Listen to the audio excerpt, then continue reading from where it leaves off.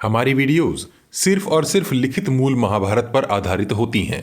हम किसी प्रकार का बदलाव नहीं करते। इस भाग में आप विस्तार से जानेंगे कि अश्वत्थामा को दर्शन देने के पश्चात व्यास जी ने अर्जुन को किस प्रकार शिव जी की महिमा के विषय में बताया।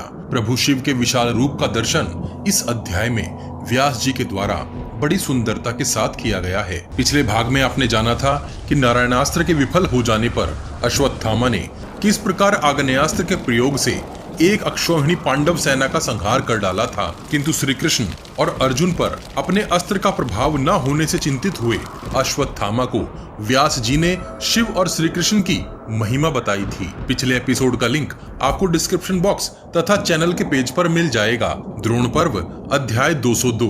धृतराष्ट्र ने पूछा, हे संजय, धृष्टद्युम्न के द्वारा वीरवर द्रोणाचार्य के मारे जाने पर मेरे और पांडु के पुत्रों ने आगे कौन सा कार्य किया? संजय बोले, हे राजन, धृष्टद्युम्न के द्वारा अतिरथि वीर द्रोणाचार्य के मारे जाने पर जब समस्त कौरव भाग खड़े हुए थे, उस समय अपने को विजय दिलाने वाली एक अत्यंत आश्चर्यमयी घटना कुंतीपुत्र अर्जुन ने अकस्मात वहां आए हुए वेद व्यास जी से कही और उसके संबंध में उनसे इस प्रकार पूछा। अर्जुन बोले, हे महर्षि, जब मैं अपने निर्मल बाणों द्वारा शत्रु सेना का संहार कर रहा था, उस समय मुझे दिखाई दिया कि एक अग्नि के समान तेजस्वी पुरुष मेरे आगे आगे चल रहे हैं। हे महामुने, वे जलता हुआ शूल हाथ में लेकर जिस ओर चलते उसी दिशा में मेरे शत्रु विदीर्ण हो जाते थे। उन्होंने ही मेरे समस्त शत्रुओं को मार भगाया, किंतु लोग समझते हैं कि मैंने ही उन्हें मारा और भगाया है। शत्रुओं की सारी सेनाएं उन्हीं के द्वारा नष्ट की गई, मैं तो केवल उनके पीछे पीछे चल रहा था। हे भगवान, मुझे बताइए, वे महापुरुष कौन थे? मैंने उनके हाथ में एक बलशाली त्रिशूल देखा था। वे सूर्य के समान तेजस्वी प्रतीत होते थे। वे अपने पैरों से पृथ्वी का स्पर्श नहीं करते थे, त्रिशूल को अपने हाथ से अलग कभी नहीं छोड़ते थे। उनके तेज से उस एक ही त्रिशूल से सहस्त्रों नए नए शूल प्रकट होकर शत्रुओं पर गिरते थे। व्यास जी बोले, हे अर्जुन, जो प्रजापतियों में प्रथम तेज स्वरूप, अंतर्यामी और सर्वथा समर्थ हैं, भूलोक, भूवरलोक अर्थात पृथ्वी और सूर्य के बीच का स्थान आदि समस्त भुवन जिनके स्वरूप हैं, जो दिव्य विग्रहारी तथा समस्त लोकों के शासक एवं स्वामी हैं, उन्हीं वरदायक ईश्वर भगवान शंकर का तुमने दर्शन किया है। वे ही संपूर्ण जगत के ईश्वर हैं। उनका हृदय अत्यंत विशाल है। वे सब पर शासन करने वाले सर्वव्यापी और जटाधारी हैं। उनके 3 नेत्र और विशाल भुजाएं हैं। रुद्र उनकी संज्ञा है। यहाँ रू का अर्थ है वह जो सर्वव्यापी ध्वनि है, जिससे अनेक ध्वनियां बनती हैं और उन ध्वनियों से सृष्टि की विभिन्न संरचनाएं बनती हैं। उनके मस्तक पर शिखा तथा शरीर पर वलकल वस्त्र शोभा देता है। महादेव, हर और स्थाणु अर्थात अचल आदि नामों से प्रसिद्ध वरदायक भगवान शिव संपूर्ण भुवनों के स्वामी हैं। वे ही जगत के कारण भूत अव्यक्त प्रकृति हैं। वे किसी से भी पराजित नहीं होते हैं। जगत को प्रेम और सुख की प्राप्ति उन्हीं से होती है। वे ही इस जगत की मूल उत्पत्ति के स्थान, इस जगत के बीज, विजयशील, आश्रय, संपूर्ण विश्व के आत्मा, विश्व विधाता, विश्व रूप और यशस्वी हैं। वे ही विश्वेश्वर, विश्व नियंता, कर्मों के फलदाता ईश्वर हैं। वे ही सबका कल्याण करने वाले और स्वयंभू हैं। संपूर्ण भूतों के स्वामी तथा भूत, भविष्य और वर्तमान के कारण भी वे ही हैं। वे ही योग और योगेश्वर हैं। वे ही सर्वस्वरूप और संपूर्ण लोक ईश्वरों के भी ईश्वर हैं। संपूर्ण जगत से श्रेष्ठ, श्रेष्ठतम और परम श्रेष्ठी अर्थात सबसे उच्च दिव्य गुरु भी वे ही हैं। तीनों लोकों के एकमात्र स्रष्टा अर्थात सृष्टि करने वाला, त्रिलोकी के स्वामी, शुद्ध आत्मा भीम और चंद्रमा का मुकुट धारण करने वाले भी वे ही हैं। वे सनातन देव, इस पृथ्वी को धारण करने वाले तथा संपूर्ण बागीश्वरों के भी ईश्वर हैं। उन्हें जीतना असंभव है। वे जन्म, मृत्यु तथा जरा आदि विकारों से परे हैं। वे ज्ञान स्वरूप, ज्ञान गम्य तथा ज्ञान में श्रेष्ठ हैं। उनके स्वरूप को समझ लेना अत्यंत कठिन है। वे अपने भक्तों को कृपा पूर्वक मनोवांछित उत्तम फल देने वाले हैं। भगवान शंकर के दिव्य पार्षद नाना प्रकार के रूपों में दिखाई देते हैं। उनमें से कोई वामन, कोई जटाधारी, कोई मुंडित मस्तक वाले और कोई छोटी गर्दन वाले हैं। किन्हीं के पेट बड़े हैं तो किन्हीं के सारे शरीर ही विशाल हैं। कुछ पार्षदों के कान बहुत बड़े बड़े हैं। वे सब बड़े उत्साही रहते हैं। कितनों के मुख विकृत हैं और कितनों के पैर। हे अर्जुन, उन सब के वेश भी बड़े विकराल हैं। ऐसे स्वरूप वाले वे सभी पार्षद महान देवता भगवान शंकर की सदा ही पूजा किया करते हैं। हे अर्जुन, उन तेजस्वी पुरुष के रूप में वे भगवान शंकर ही कृपा करके तुम्हारे आगे आगे चलते हैं। हे कुंती नंदन, उस रोमांचकारी घोर संग्राम में अश्वत्थामा, कर्ण और कृपाचार्य आदि प्रहार कुशल बड़े बड़े धनुर्धरों से सुरक्षित उस कौरव सेना को उस समय बहुरूपधारी महाधनुर्धर भगवान महेश्वर के सिवा भला दूसरा कौन मन से भी नष्ट कर सकता था। जब वे ही सामने आकर खड़े हो जाएं, तो वहां ठहरने का साहस कोई नहीं कर सकता। तीनों लोकों में कोई भी प्राणी उनकी समानता करने वाला नहीं है। संग्राम में भगवान शंकर जी के कुपित होने पर उनकी गंध मात्र से भी शत्रु बेहोश होकर कांपने और अधमरे होकर गिर जाते हैं। उनको नमस्कार करने वाले देवता सदा स्वर्ग लोक में निवास करते हैं। जो मनुष्य सदा अनन्य भाव से कल्याण स्वरूप सर्वेश्वर उमानाथ भगवान रुद्र की उपासना करते हैं, वे भी इंद्रलोक में सुख पाकर अंत में परम गति को प्राप्त होते हैं। हे कुंती नंदन, अतः तुम भी उन शांत स्वरूप भगवान शिव को सदा नमस्कार किया करो, जो रुद्र, नीलकंठ, कनिष्ठ, उत्तम तेज से संपन्न, जटाजुटधारी, विकराल स्वरूप, पिंगल नेत्र वाले तथा कुबेर को वर देने वाले हैं। उन प्रभु शंकर को नमस्कार है, जो पर्वत शयन करने वाले, परम शांत, यति स्वरूप, चीर वस्त्रधारी, हिरण्यबाहु तथा समस्त दिशाओं के अधिपति हैं, जो मेघों के अधिपति तथा संपूर्ण भूतों अर्थात समस्त भौतिक पदार्थों के स्वामी हैं।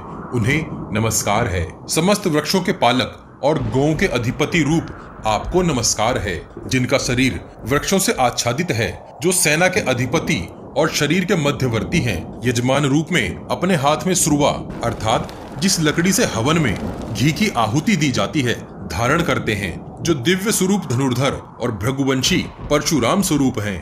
उनको नमस्कार है, जिनके बहुत से रूप हैं, जिनके सहस्त्रों सर, सहस्त्रों नेत्र, सहस्त्रों भुजाएं और सहस्त्रों पैर हैं। उन भगवान शंकर को नमस्कार है।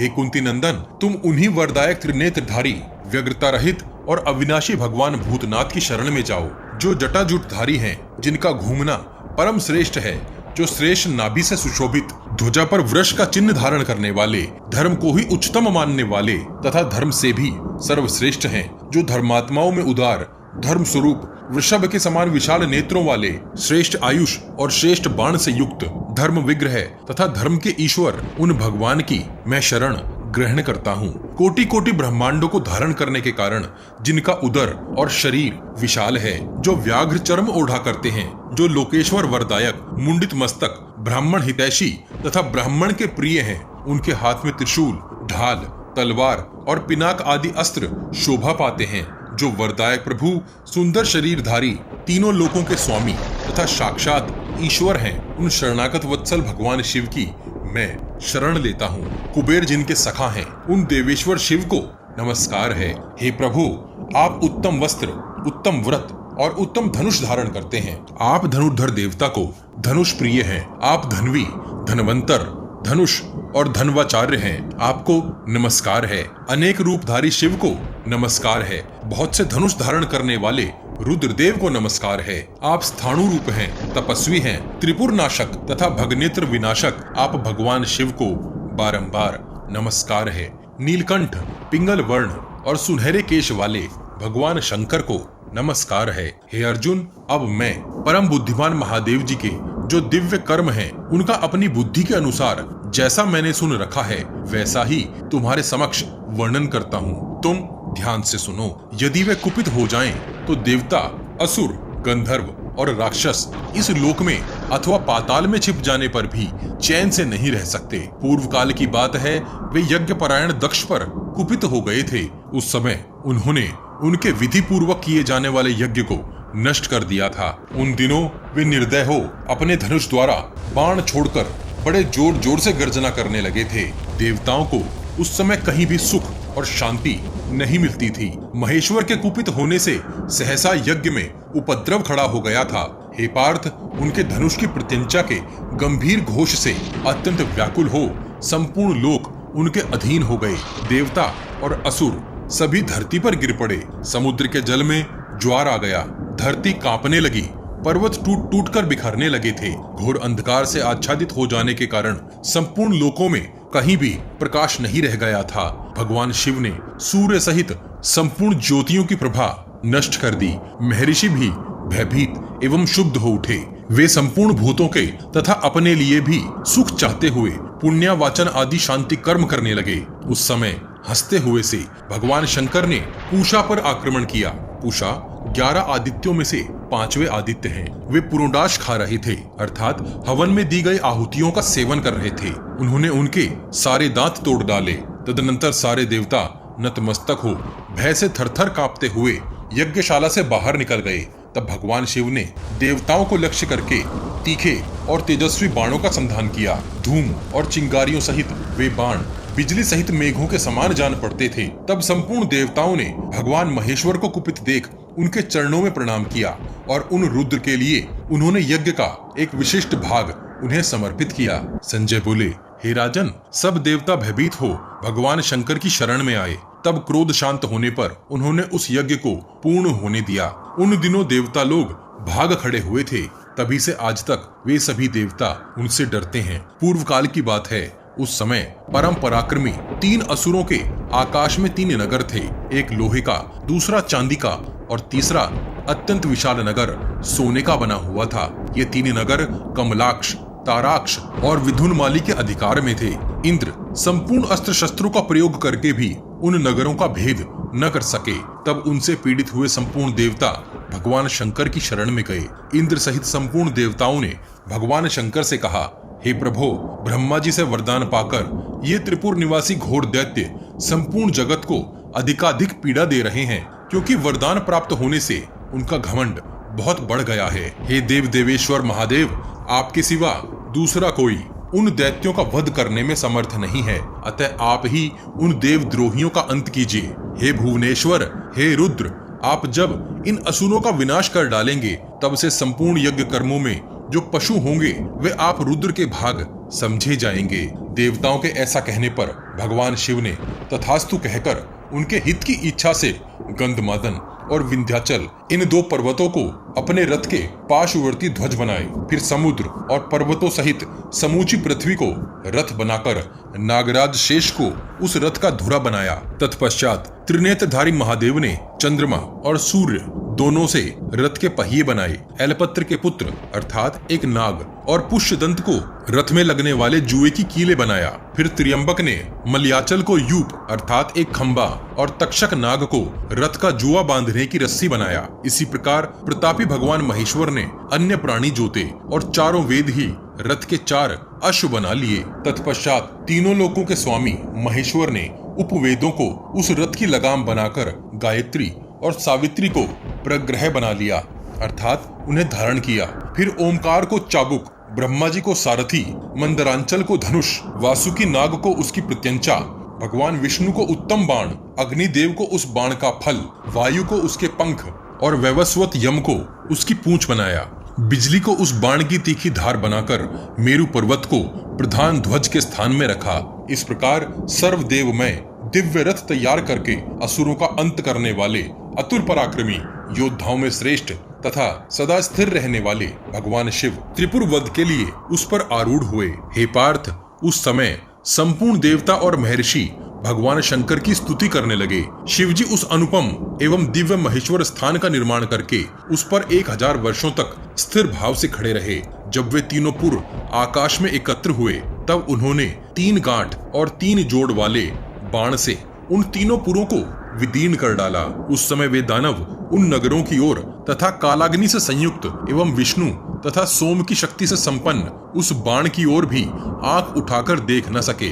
जिस समय प्रभु शिव उन तीनों पुरों को दग्ध कर रहे थे, उस समय पार्वती देवी भी उन्हें देखने के लिए एक 5 शिखा वाले बालक को गोद में लेकर वहां आई थी। पार्वती देवी ने वहां उपस्थित देवताओं से पूछा, क्या आप पहचानते हैं यह कौन है? उनके इस प्रश्न से तथा उस विचित्र बालक को देख इंद्र के हृदय में असूया और क्रोध की अग्नि जल उठी।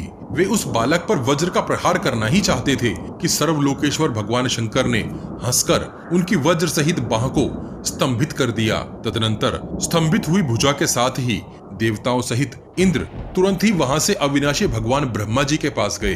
देवताओं ने मस्तक झुकाकर ब्रह्मा जी को प्रणाम किया और हाथ जोड़कर कहा, हे ब्रह्मा जी, पार्वती जी की गोद में बालक रूप में एक अद्भुत प्राणी था जिसे देखकर भी हम लोग पहचान नहीं सके।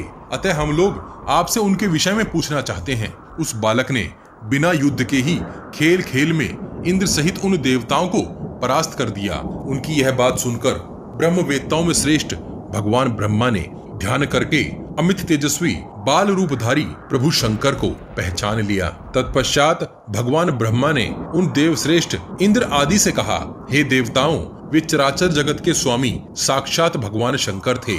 उन महेश्वर से बढ़कर दूसरी कोई सत्ता नहीं है। तुम लोगों ने पार्वती जी के साथ जिस अमित तेजस्वी बालक का दर्शन किया है, उस रूप में भगवान शंकर ही थे। उन्होंने पार्वती जी की प्रसन्नता के लिए बाल रूप धारण कर लिया था। अतः तुम लोग मेरे साथ उन्हीं की शरण में चलो।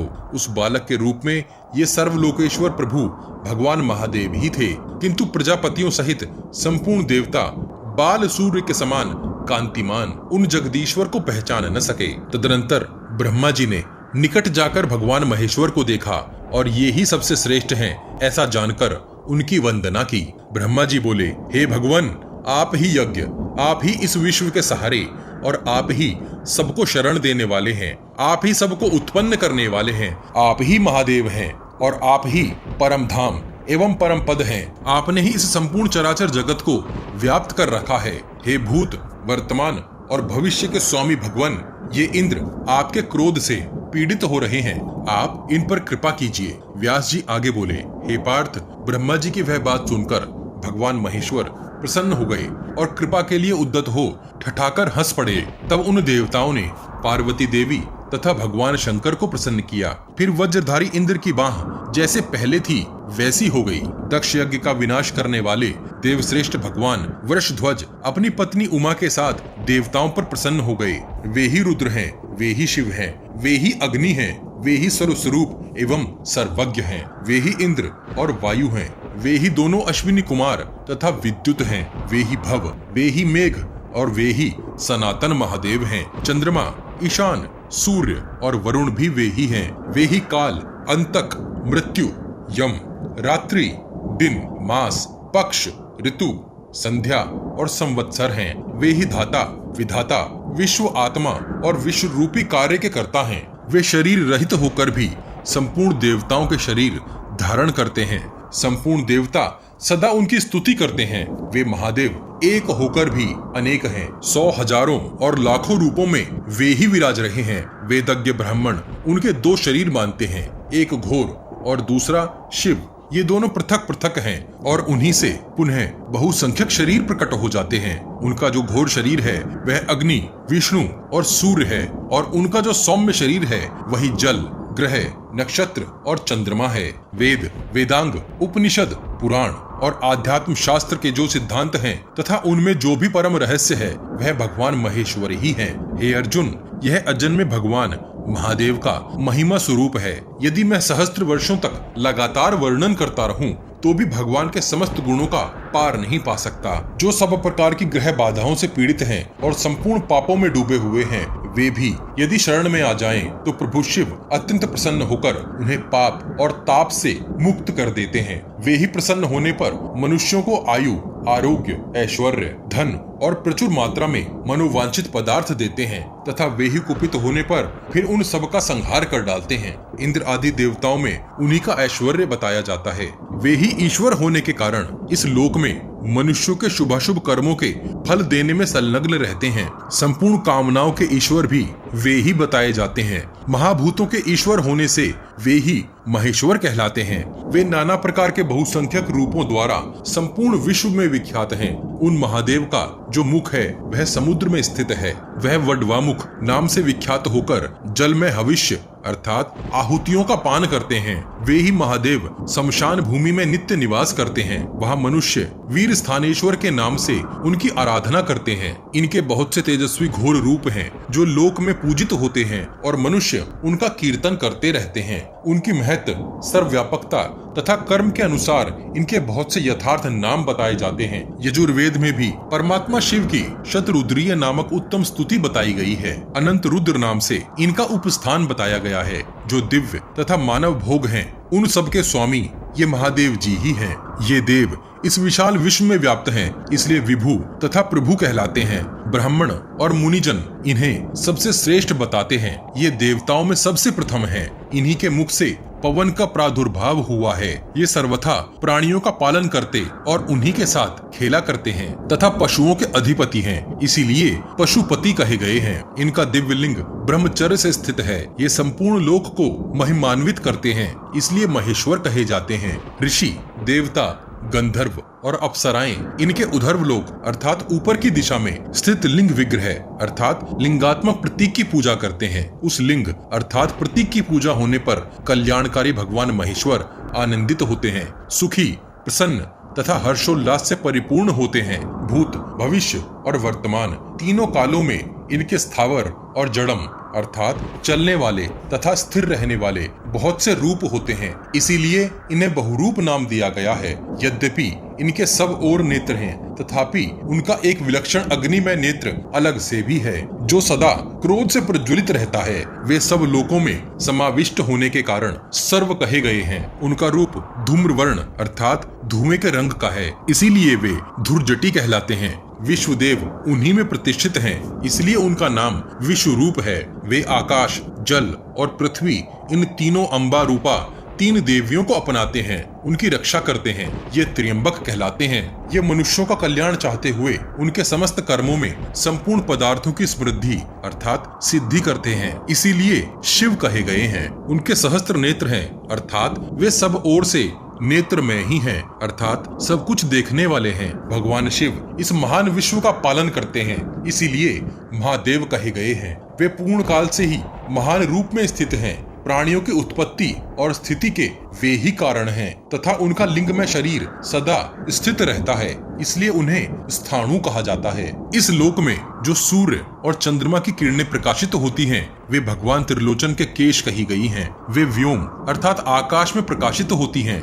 इसलिए उनका नाम व्योम केश है। भूत, वर्तमान और भविष्य तथा संपूर्ण जगत भगवान शंकर से ही विस्तार को प्राप्त हुआ है, इसलिए वे भूत, भव्य, भवो, ध्रुव कहे गए हैं। कपि अर्थात श्रेष्ठ और वृष अर्थात धर्म। वृष और कपि दोनों होने के कारण देवादिदेव भगवान शंकर वृषा कपि कहलाते हैं। वे ब्रह्मा, इंद्र, वरुण, यम तथा कुबेर को भी काबू में करके उनसे उनका ऐश्वर्य हर लेते हैं, इसीलिए हर कहे गए हैं। उन भगवान महेश्वर ने दोनों नेत्रों को बंद करके अपने ललाट में बलपूर्वक तीसरे नेत्र की सृष्टि की, इसलिए उन्हें त्रिनेत्र कहते हैं। वे प्राणियों के शरीर में विषम संख्या वाले 5 प्राणों के साथ निवास करते हुए सदा समभाव में स्थित रहते हैं। विषम परिस्थितियों में पड़े हुए समस्त देहधारियों के शरीर में वे ही प्राण वायु और अपान वायु के रूप में विराजमान हैं। जो कोई भी मनुष्य हो उसे महात्मा शिव और आर्च विग्रह अर्थात पूजा करने के लिए प्रभु का भौतिक प्रतीक अर्थात लिंग जो शिव जी का प्रतीक है की पूजा करनी चाहिए। लिंग अथवा प्रतिमा की पूजा करने वाला पुरुष संपत्ति प्राप्त कर लेता है। दोनों जांघों के नीचे का भगवान शिव का आधा शरीर आग्नेय अर्थात घोर है तथा उससे ऊपर का आधा शरीर सोम एवं शिव है अर्थात उनके संपूर्ण शरीर का आधा भाग अग्नि और आधा भाग सोम अर्थात शीतल कहलाता है। उनका जो शिव रूप है वह तेजोमय और परम कांतिमान है। सभी देवताओं में उनका रूप सबसे अधिक ऊर्जावान है। वहीं मनुष्य लोक में उनका प्रकाशमान घोर रूप ही अग्नि कहलाता है। अपने शुभ रूप में वे ब्रह्मचर्य का पालन करते हैं और उनका जो घोर रूप है उसके द्वारा भगवान शंकर संपूर्ण जगत का संहार करते हैं। ये प्रतापी देवता प्रलय काल में अत्यंत तीक्ष्ण एवं उग्र रूप धारण करके सबको दग्ध कर डालते हैं और प्राणियों के रक्त, मांस एवं मज्जा का भी भक्षण करते हैं। अतः अपने रौद्र भाव के कारण रुद्र कहलाते हैं। हे अर्जुन, संग्राम भूमि में जो तुम्हारे आगे शत्रुओं का संहार करते हुए दिखाई दिए हैं वे ये ही पिनाकधारी भगवान महादेव हैं। हे निष्पाप अर्जुन, जब तुमने सिंधुराज के वध की प्रतिज्ञा की थी उस समय स्वप्न में श्री कृष्ण ने तुम्हें गिरिराज की शिखर पर जिनका दर्शन कराया था ये वे ही भगवान शंकर संग्राम में तुम्हारे आगे आगे चल रहे हैं। उन्होंने ही तुम्हें दिव्यास्त्र प्रदान किए थे जिनके द्वारा तुमने विशाल दानवों तक का संहार किया है। हे पार्थ, देवादिदेव भगवान शिव के शतरुद्रीय स्तोत्र की व्याख्या की गई है।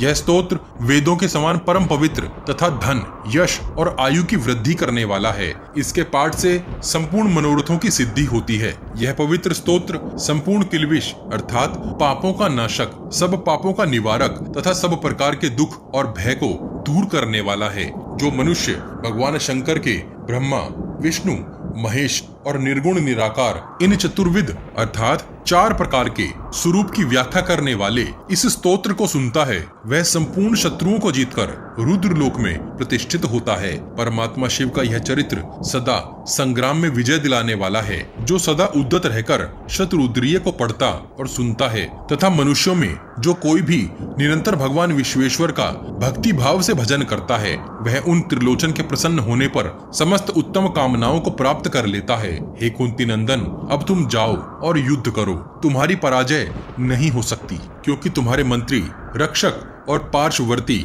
साक्षात श्री कृष्ण हैं। संजय बोले, हे राजन, युद्ध स्थल में अर्जुन से ऐसा कहकर पराशर नंदन व्यास जी जैसे प्रकट हुए थे वैसे ही अंतर्ध्यान हो गए। द्रोण पर्व का 202वां अध्याय यही समाप्त होता है।